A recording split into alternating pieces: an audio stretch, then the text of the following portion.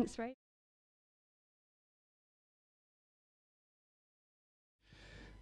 Thanks so much. Well, thanks again to the evening team for giving us the opportunity to share a message with you this Bank Holiday Sunday. It's actually quite nice as a Bank Holiday, right, to wake up tomorrow and know that actually I've got a day off, which is really good. Hope you feel excited as I do. We're in the third week of the series of Wonder Women.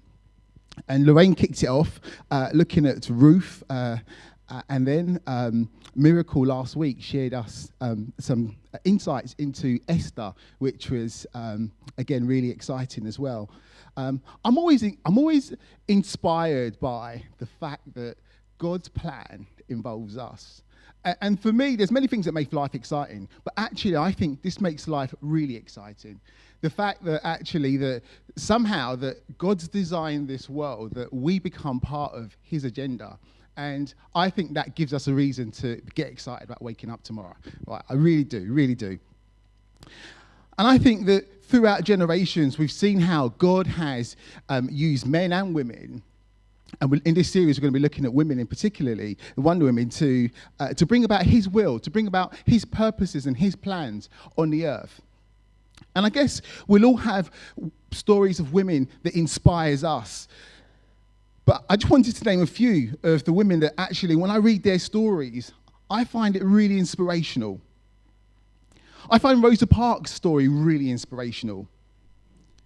Rosa Parks is an African-American activist who was in the civil rights movement.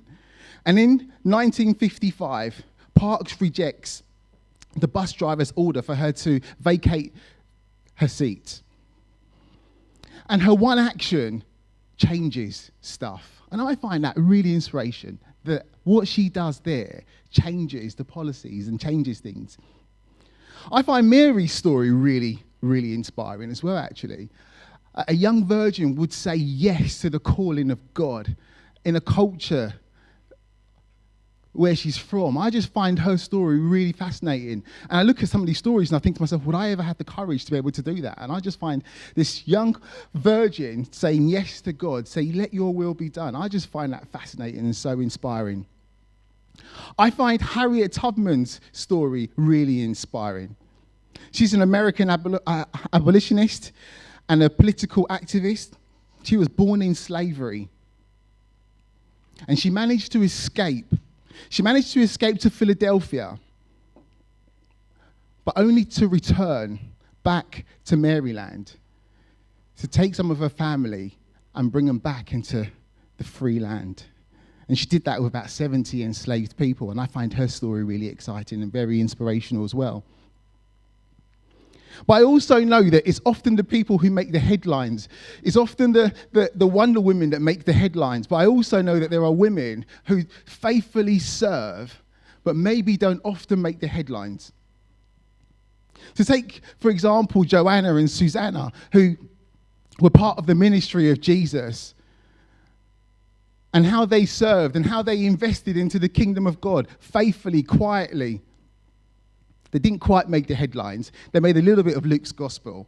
But we know that they're also Wonder Women as well. And take, for example, Eunice and Louise, who are Timothy's mother and Timothy's grandmother. And they invested in Timothy. They're also Wonder Women as well. And for all the mums and the aunties and the sisters, you're Wonder Women too. You may not make the headlines, but the investments that you put in your children, the investments that you put, makes a massive difference.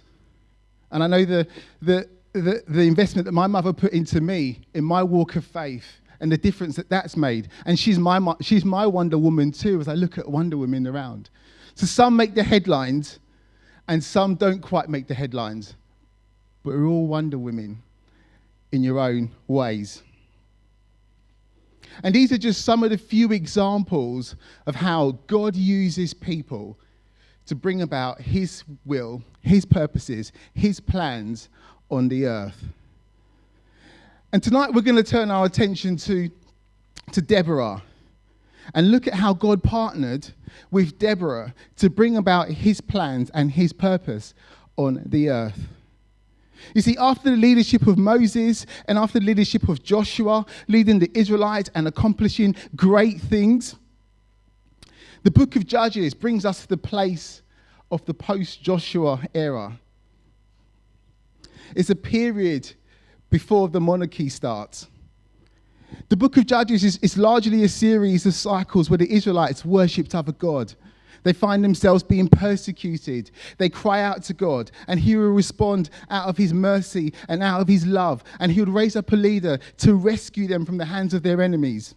And they would find themselves in obedience, enjoying that fellowship and that friendship with God. No sooner had the leader died, had they turned to their old ways, following the cultures of the way. Disobedience to the covenant promises that they had made with God. Worshipping other gods.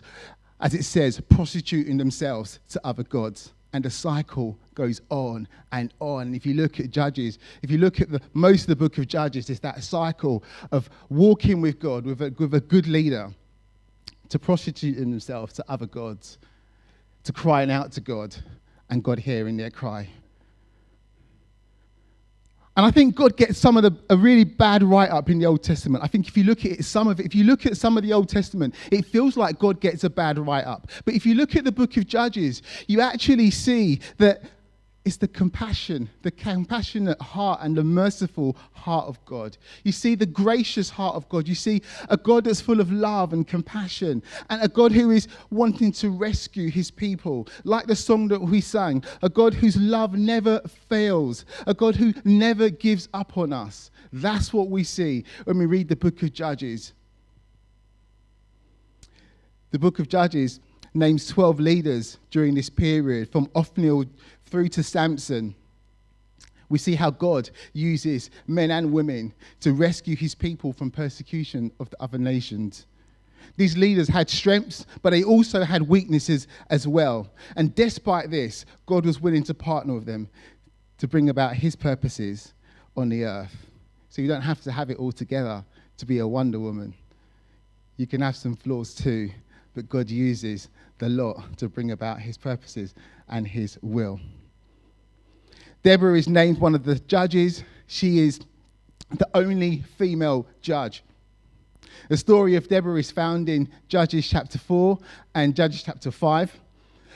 If you like to take your Bibles or your laptops or your phones or your iPads or whatever tech that you've got, and if you could turn to Judges 4, I'm going to share a bit of the story from verses 1 through to verses 10, and I'm going to paraphrase the rest of the story because it's a very, very, very long story, which ends with a song of Deborah.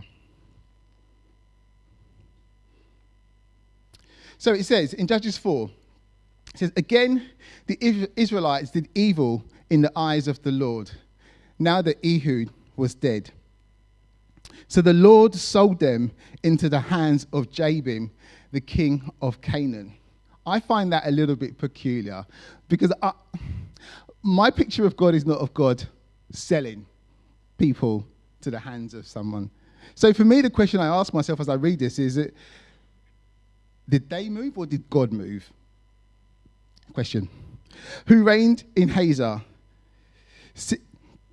Sisera, the commander of his army, was based in Harosheth Hagginion. I'm giving it a good go.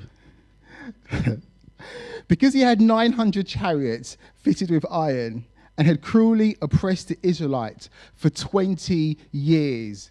He'd cruelly oppressed the Israelites for 20 years. They cried to the Lord for help. And as I read this passage, I'm asking myself, why did it take you 20 years to cry to the Lord for help? I mean, one day and I'm crying to the Lord for help, right? Why did it take you 20 years to cry to the Lord for help? Now, Deborah, a prophetess, I would say, the wife of Lapido, was leading Israel at the time. She held court under the palm of Deborah between Ramah and Bethel in the hill country of Ephraim. And the Israelites went up to her to have their disputes decided. She sent for Barak, son of Abinoam, from Kadesh in Naphtali, and said to him, "The Lord, the God of Israel, commands you, go take with you 10,000 men Naphtali and Zebulun, and lead them to the Mount Tabor. I will lead you to Sisera, the commander of Jabin's army, with his chariots and his troops, to the Kishon River, and give him into your hands. And I just love Barak's answer. I really love Barak's answer. Barak said to her, if you go with me, I will go. And to be honest, right, I actually think I would give the same answer that Barak gave, right? Because one, you're asking me to go and face people who have oppressed us for 20 years, and look how kitted up they are, right? They are well kitted up, right? So he says, if you go, I will go. And Deborah says, certainly I will go with you. But because of the course of action you are taking, the honor will not be yours, for the Lord will deliver Sisera into the hands of a woman. So Deborah went out with Barak to Kadesh. There, Barak summoned Zebulun and Naphtali, and 10,000 men went up under his command. Deborah also went up with him. I'm going to paraphrase the rest of the story, and it goes something like this. The story ends with Barak and the Israelites defeating the Canaanites. Yes. Sisera, the commander of the army of the Canaanites, fleeing into a tent where a woman called Jael welcomes him into the tent, offers him milk and water, waits for him to fall asleep, and kills him by hammering a tent peg into his head. And that's the word of the Lord. Jabin, the king of the Canaanites, is chased and is killed. And it's victory for the Israelites from the oppressions after 20 years. And it's good news. But guess what happened afterwards? They did evil and went against the covenant of God. But we'll touch on that. You see, Deborah is a prophetess. She's a wife, she's a judge, she's a leader, and she's a songwriter. And as we look at Deborah as a wonder woman, I'd like to spend some time looking at her leadership. And hopefully there'll be some points that we can take away from that. And as we look at Deborah's leadership, I have to make reference and I have to make confession that some of the articles that I'm going to share with you comes from the Acts course. So if you haven't been on the Acts course, please register for it, because a lot of the leadership stuff I'm going to talk about comes from the Acts course, which I think there is a session on there where people can register for the Acts course. But Deborah's leadership, I think, is really inspiring. And I think there's stuff that we can all take from Deborah's leadership. And I want us to have this view that leadership is not about a title, but leadership is for all of us. That you don't need to have a title to be a leader, that actually leadership is designed for all of us. And the reason why I say that is because I believe that leadership is influence. There's a clear need for leadership, whether that's in business, in government, in the voluntary sector, in the church. There is a clear need for leadership. And John Maxwell quotes it really well. He says, everything rises and falls on leadership. And that's very, very true. That everything rises and falls on leadership. And if leadership is about influence, then it's less about titles, but rather about using the position, the places, the opportunities that God gives us to influence the place where God has placed us. Deborah is leading Israel at a time where the people had turned away from God. They've been persecuted and cruelly oppressed for 20 years. The culture is not good. And despite the culture around her, she uses her position to influence for good, because leadership is about influence. Deborah was letting her light to shine in the darkness, as Jesus says, let your light shine. Deborah spends time with God and is able to hear from him. She was influencing the culture around her and not letting the culture to influence her. She was influencing the culture around her and not letting the culture to influence her. People came to Deborah for advice, and she carried something of the wisdom of God. That she was able to give good advice. She was able to give good counsel. And if leadership is about influence, then we're all leaders, because we can all influence. In the place where God has placed us, where God has positioned us, we can all influence the culture around us for good.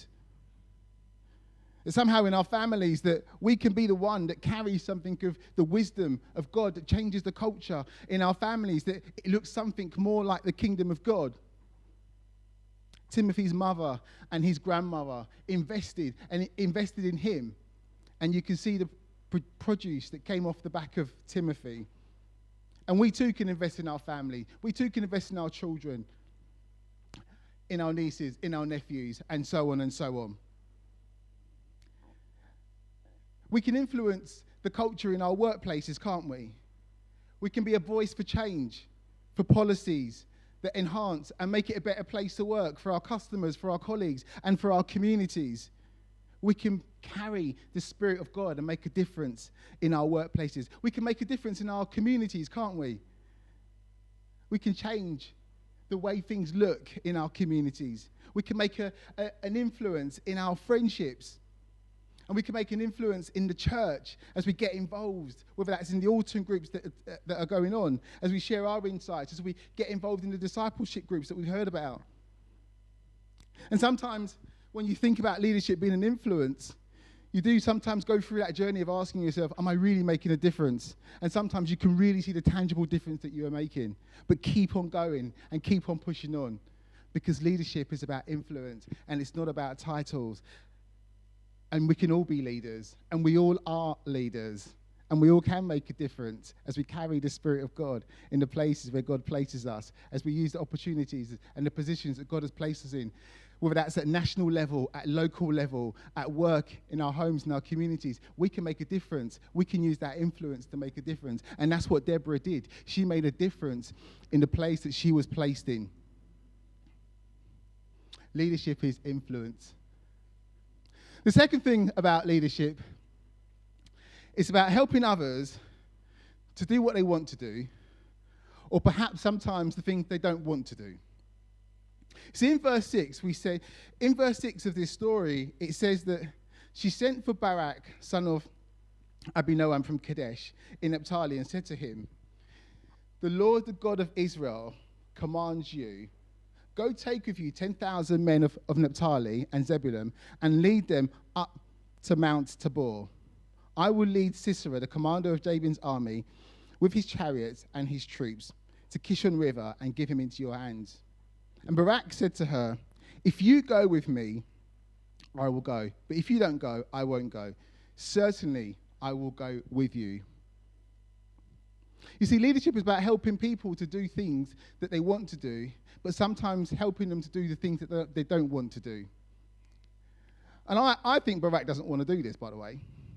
I genuinely do. And honestly, I don't blame him, right? As I said before, right? I think he doesn't want to do it.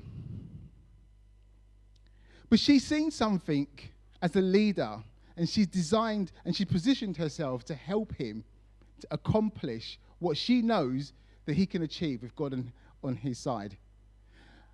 And sometimes as leaders, we need encouragement to help people up. That you see the potential of what could potentially happen. And Deborah sees the potential of the outcome here. And she's willing to walk alongside Barak, to face his fears with him and to say, you can do this.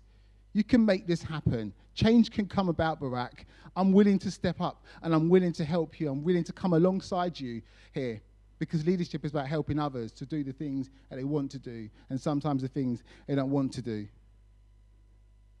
And sometimes we can be that helpful hand as we see the potential in people, as we lift them up and say, you can do it, you can give it a go, as we help them to overcome that fear barrier into that new project, into that new opportunity, into that place of growth. And as leaders, we can do that. And that's for all of us, that we can encourage people into that place of growth and see them shining and using their gifts and their talents and their resources for good. Because leadership is about helping people to step up into the new, to step up and to take that opportunity. And sometimes it's about helping people to overcome the barriers that they probably put in their mind, to say, actually, you can do this. Let's work together to remove those barriers. And no doubt Barak would have had all of these barriers going through his mind. But Deborah was willing to come alongside him and say, actually, let's do it together. And sometimes as leaders, we're called to come alongside people and say, look, if you're going to do your first talk, I'll be with you. I'll make eye contact with you. Don't worry about that. I'll be with you. I'll be here. When you're doing your first appearance, I'll be with you. Don't worry. You can do it. You can make it happen. And that's the example that we see in Deborah and Barak as she encourages him. And look what a great accomplishment he has. And I wonder if she just said no. If she just said no to going alongside Barak, what would have happened? Probably the persecution would have carried on for much longer. But as a leader, she chose to say, yes, I'll come alongside you. I'll support you. I'll lift you up. And I'll be with you. And we can all do that. We don't need titles for that, do we? We don't need big names. We don't need executives. We don't need chiefs of this. We just need to be those that are willing to help and to see the potential in people and to help them up.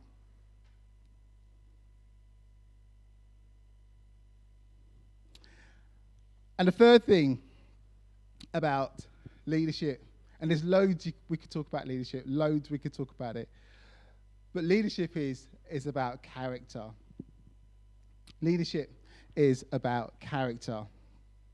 Because if leadership is about influence, and if leadership is about helping people to do the things that they want to do, and helping people to do the things that they don't want to do, then that means that our character really does matter.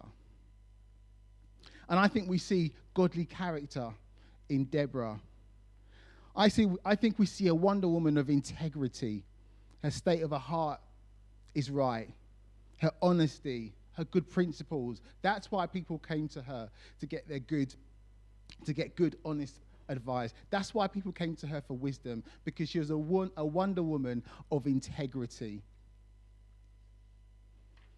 I think she's a Wonder Woman of reliability as well. The fact that day after day after day that people would come to her to get their advice. The fact that she stuck to what she said to Barak, I'll go with you, and she did. I think she's reliable. And that's good. And that's what we need in leadership, isn't it? Character, good reliability. I think she's got good people skills too as well. So for her to be able to do what she did for the period of time that she would have done it over, she would have had to have people on her side. Without a doubt, she would have had to have, those people skills to be able to interact with people. And not just the people that she worked with, but also the people that she served as well. And she had a serving attitude like Jesus. I think her motivation was right as well. Her motivation wasn't about getting the credit. She said a woman will get the credit for it. That woman wasn't her. That woman was JL. It wasn't about feeding her ego. It wasn't a desire for her to be at the center, but rather a motivation that she had was to serve God and to see God's will being done. And as leaders like Deborah, we too can continue to develop in our godly character as well.